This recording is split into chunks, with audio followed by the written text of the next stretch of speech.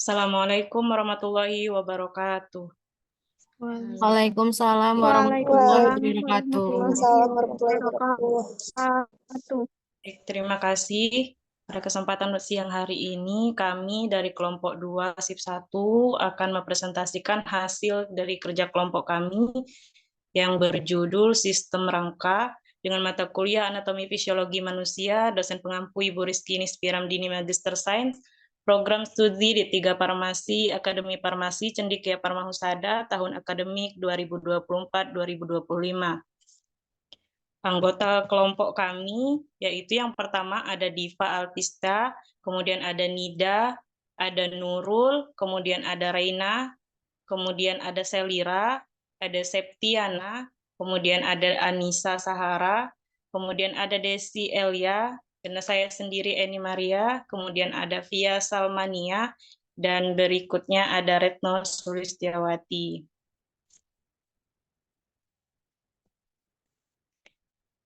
Sistem rangka yang pertama yaitu rangka aksial atau sering disebut rangka sumbu, terdiri dari yang A, tulang tengkorak, oranium atau oranium. Tulang-tulang penyusun tengkorak dibedakan menjadi dua. Yang pertama, tulang pembentuk bagian kepala yang meliputi satu tulang baji atau disebut sphenoid, satu tulang tapis, ethmoid, dua tulang pelipis atau disebut temporal, kemudian ada satu tulang dahi atau frontal, dua tulang ubun-ubun atau parietal, dan satu tulang kepala belakang atau occipital.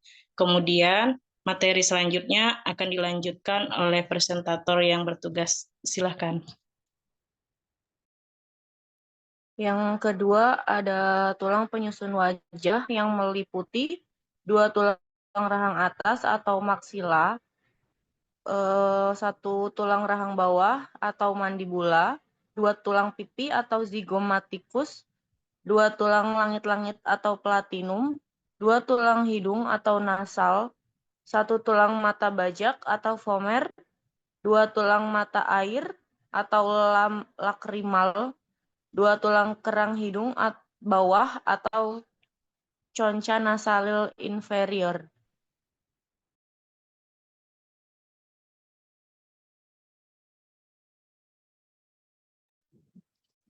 Yang ketiga itu ada tulang pangkal lidah atau iodium, terdiri dari tulang hyoid.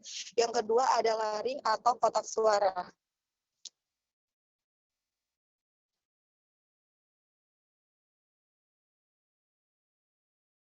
Yang berikutnya ada tulang belakang atau kolumna vertebralis yang terdiri atas 33 ruas tulang, yang terdiri atas 7 ruas tulang leher atau vertebrae cervicales, ya, yang kedua 12 ruas tulang punggung atau vertebrae thoracalis.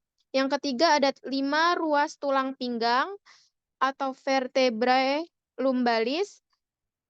Yang keempat ada 5 ruas tulang kelangkangan atau os sacrum. Yang kelima ada 4 ruas tulang ekor atau os coccygeus.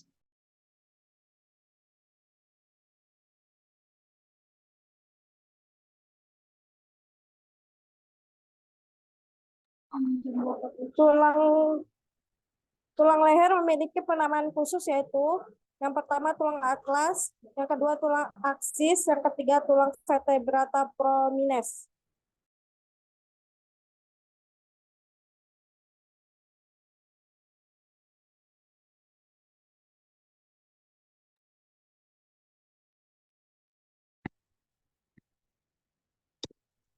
Baik, selanjutnya ada tulang dada. Tulang dada terdiri atas 3 bagian. Yang pertama ada bagian hulu atau manubrium sterni. Yang kedua ada bagian badan atau corpus sterni. Yang ketiga ada bagian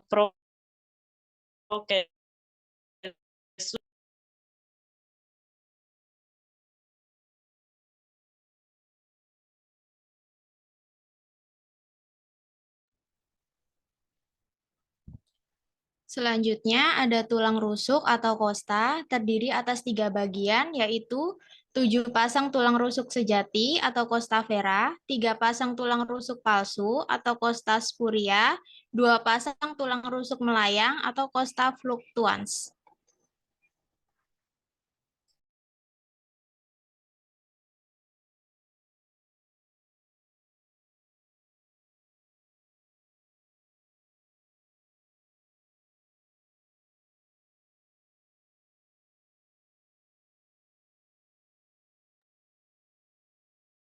Presentator selanjutnya. Yaitu tulang belikat atau skapula, tulang datar yang terletak di bagian punggung atas di kedua sisi tubuh. Yang kedua yaitu tulang selangka atau clavikula, yaitu tulang panjang yang terletak di depan tubuh, tepat di antara kedua dada dan tulang belikat. Terima kasih.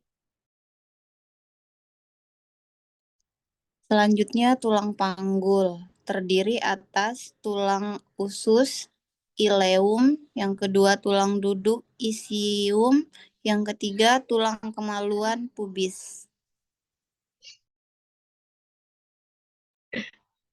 Yang selanjutnya ada tulang anggota gerak atas, yaitu ekstremitas superior, yang terdiri atas yang pertama tulang lengan atas atau humerus, yang kedua tulang hasta atau ulna, yang ketiga tulang pengumpil atau radius, yang keempat tulang pergelangan tangan atau karpal, yang kelima tulang telapak tangan atau metakarpal, dan yang keenam tulang jari-jari atau phalanges. Selanjutnya ada tulang anggota gerak bawah atau ekstremitas inferior terdiri atas tulang paha, tulang tempurung lutut, tulang betis, tulang kering, tulang pergelangan kaki, tulang telapak kaki, dan tulang jari kaki.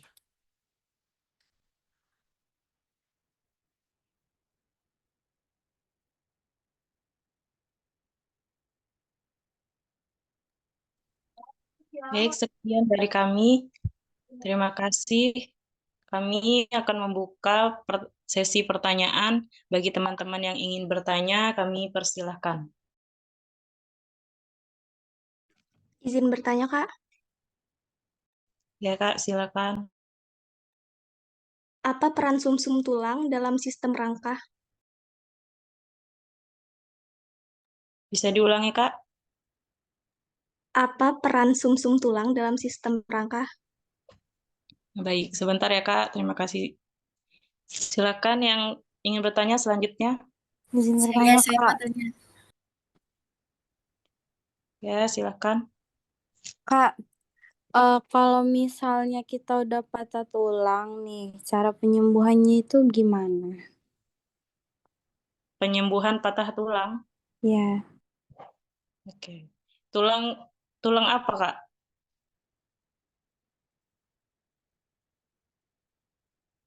ya tulang apa aja? Kayak tangan gitu contohnya. Jadi pertanyaan Kakak ini, sekiranya kalau dari patah tulang cara penyembuhannya bagaimana gitu ya? Ya, betul. Oke. Baik, sebentar ya, Kak. Terima kasih sudah bertanya.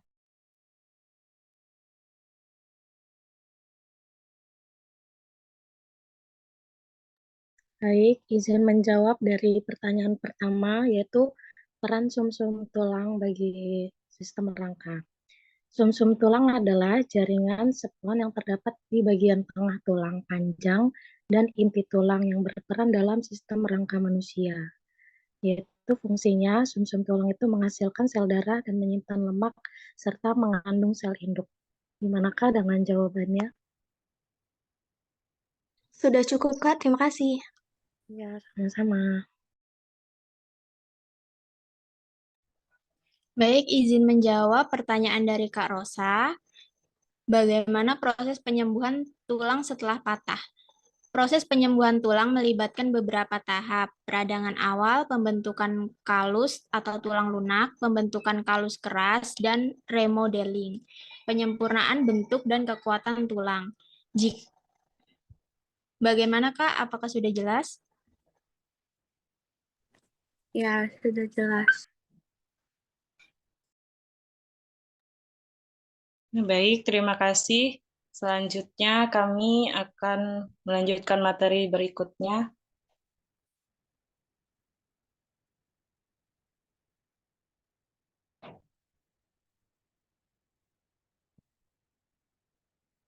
Materi selanjutnya yaitu sistem integumen.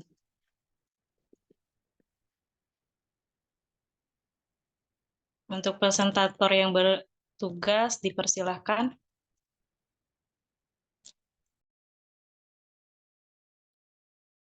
Baik. Epidermis. Epidermis yaitu stratum corneum, lapisan terdiri atas banyak lapisan sel-sel mati, pipih, dan tidak berinti, serta sitoplasmanya digantikan oleh keratin. Sel-sel yang paling permukaan merupakan sisik zat tanduk yang terhidrasi yang selalu terkelupas. Fungsinya yaitu sebagai penyerap air dan melindungi lapisan kulit yang lebih dalam. Yang kedua yaitu stratum lucidium. Stratum lucidium yaitu lapisan dibentuk oleh 2-3 lapisan sel gepeng yang tembus cahaya dan agak eosinofilik, tidak ada inti maupun organel pada sel-sel lapisan ini. Fungsinya yaitu meredam gesekan antara lapisan epidermis. Terima kasih.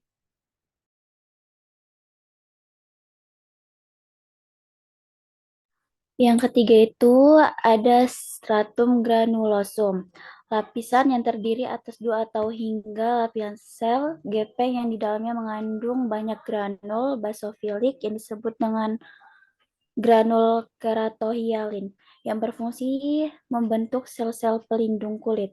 Yang keempat yaitu ada stratum spinosum, di mana stratum spinosum ini lapisan terdiri dari beberapa lapis sel yang bentuknya besar dan berbentuk poligonal dengan inti lonjong dan sitoplasmanya memiliki warna kebiruan yang berfungsi menciptakan keratin, yaitu bahan pembentuk sel kulit, rabjat, dan kuku. Yang kelima yaitu ada stratum basalis, di mana lapisan terletak di bagian paling dalam dan terdiri atas 1 lapisan sel dan tersusun secara berderet-deret di atas membran basal dan melekat pada dermis di bawahnya yang berfungsi melindungi kulit dari radiasi sinar UV.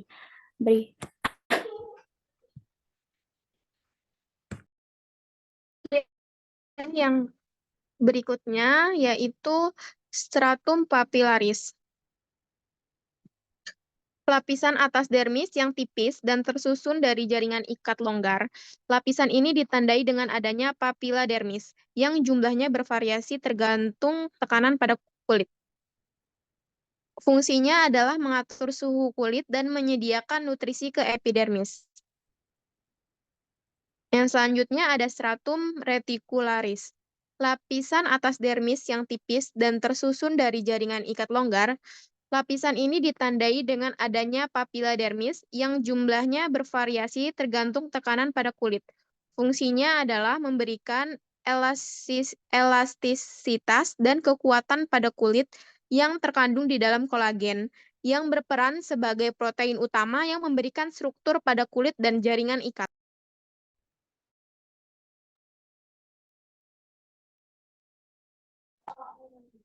Selanjutnya ada kelenjar minyak. Kelenjar minyak terletak di sekitar batang rambut, merupakan kelenjar mikroskopis yang mengeluarkan minyak yang disebut sebum. Sebum mengeluarkan asam lemak bebas, squalen, dan wax ester. Kelenjar minyak banyak terdapat di wajah, dada, punggung, lengan, dan kaki.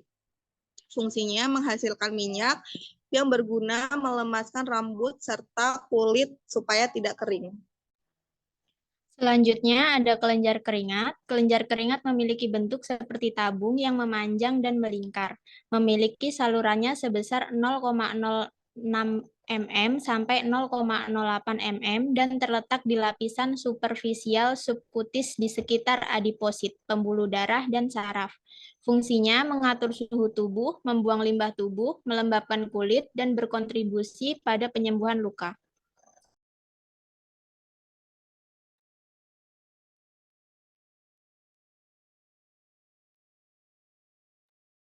Kemudian ada Panniculus adiposus, yaitu jaringan lemak yang terdiri dari sel lemak, kolagen, dan pembuluh darah. Lemak yang terdapat pada lapisan ini berupa lemak putih atau trigliserida yang menyimpan energi. Panniculus pada manusia berbeda-beda pada jenis kelamin pria, usia, dan faktor genetik. Pada pria lebih banyak terdapat di perut, sedangkan wanita lebih banyak di pinggul, paha, dan payudara. Fungsinya yaitu sebagai cadangan energi, mempertahankan suhu tubuh, pelindung organ-organ dalam tubuh, dan berperan dalam produksi hormon tertentu seperti leptin. Selanjutnya, Panniculus cornosus. Panniculus cornosus merupakan lapisan jaringan ikat yang tebal dan padat. Ia terletak di bawah dermis, di atas lapisan otot. Panniculus adiposus terdiri dari serat kolagen, elastin, dan beberapa sel lemak yang membentuk lapisan subkutan.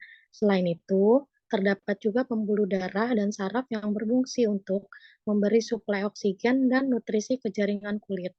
Fungsinya yaitu mengatur suhu tubuh, menyimpan energi, perlindungan, penyokong gerakan kulit, dan menghantarkan sinyal nyeri, suhu, dan sentuhan.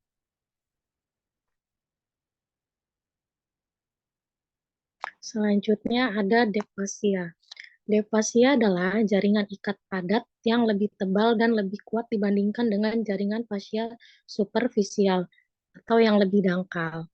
Defasia memiliki struktur berupa serat kolagen yang tersusun rapat, memberikan kekuatan dan stabilitas yang tumbuh, tersusun atas lapisan serat yang saling tumpang tindih dan saling berhubungan, membentuk pembatas antara kelompok otot yang berbeda, dan juga memisahkan struktur lain seperti organ.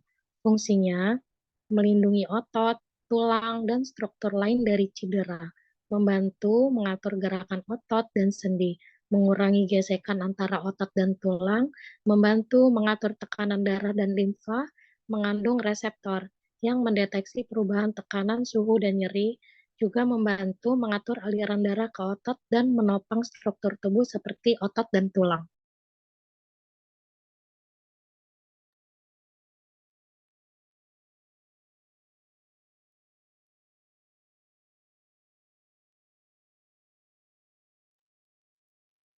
Di presentator selanjutnya.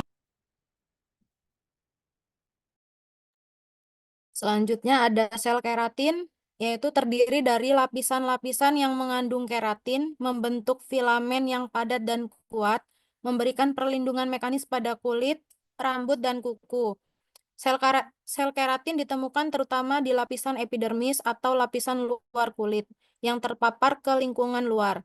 Sel keratin mengalami proses keratinasi di mana menghasilkan keratin, mengeras, dan akhirnya mati untuk membentuk lapisan pelindung kepada kerusakan dan kehilangan air. Fungsinya yang pertama pelindung di kulit yang melindungi tubuh dari cedera fisik, infeksi mikroorganisme, serta menghalangi radiasi ultraviolet. Yang kedua, membantu mencegah dehidrasi dengan mengurangi kehilangan air melalui kulit. Yang ketiga, berperan dalam proses penyembuhan luka dengan membentuk lapisan baru yang melindungi jaringan yang terluka kehilangan air.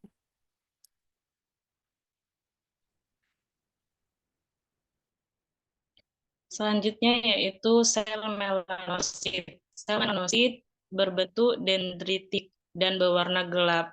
Sel melanosit terdapat di kulit, mata, folikel rambut, telinga, jantung, dan sistem saraf pusat. Di kulit, sel melanosit biasanya terdapat di lapisan basal, epidermis, dan folikel rambut. Melanosit mengandung melanosom, organel yang menyimpan melanin. Melanosit di kulit umumnya merupakan sel non-perioperatif dan yang berumur panjang. Melanosit juga berperan dalam sistem imun. Fungsi dari melanosit yaitu menghasilkan melanin, pigmen yang berwarna kulit, mata, dan rambut. Melanin juga berfungsi melindungi kulit dari radiasi UV.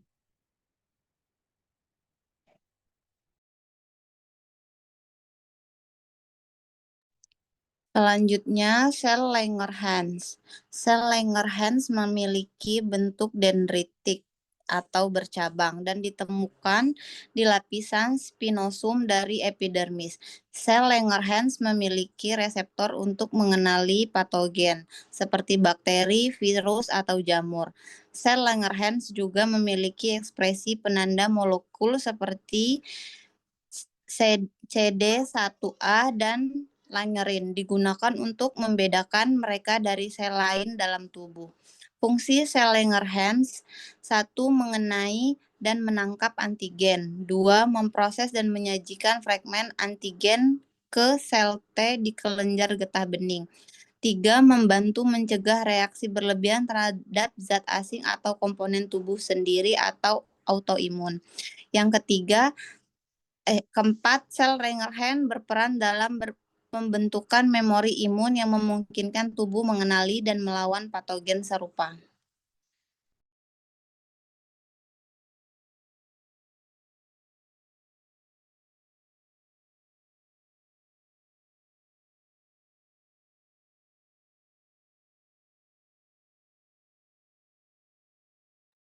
Presentator selanjutnya, silakan.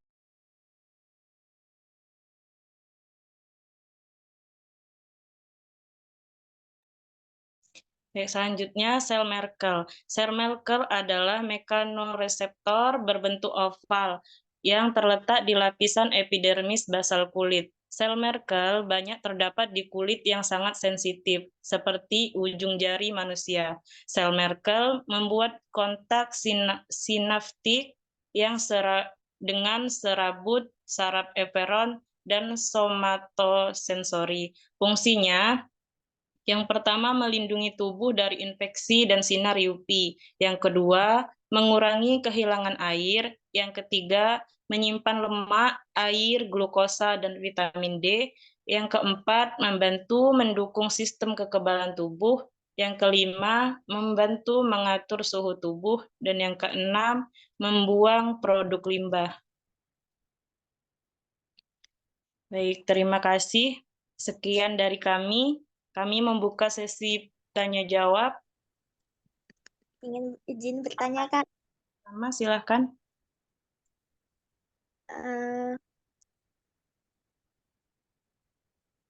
Bagaimana dermis berkontribusi dalam pengaturan suhu tubuh? Bagaimana dermis berkontribusi dalam pengaturan suhu tubuh? Pengaturan suhu tubuh. Baik, ditunggu sebentar ya, Kak. Izin bertanya, Kak. Ya, silakan. Sebutkan apa saja yang termaksud dalam sistem integumen. Terima kasih. Kak Indah ya. Iya, Kak. Ditunggu sebentar ya, Kak.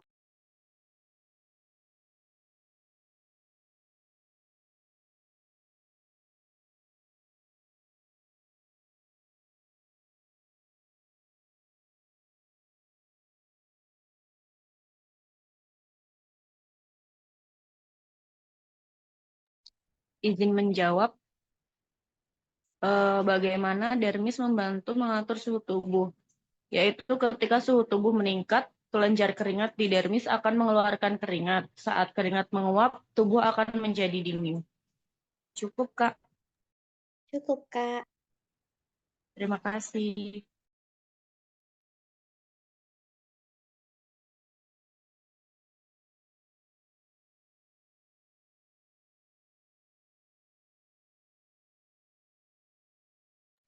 Izin menjawab pertanyaannya Kak Indah. Apa yang termasuk dalam sistem integumen? Sistem integumen ini terdiri dari kulit, kuku, rambut, dan kelenjar, serta saraf pada kulit. Gimana Kak atas jawabannya? Apakah sudah cukup? Cukup, Kak. Makasih. Sama-sama.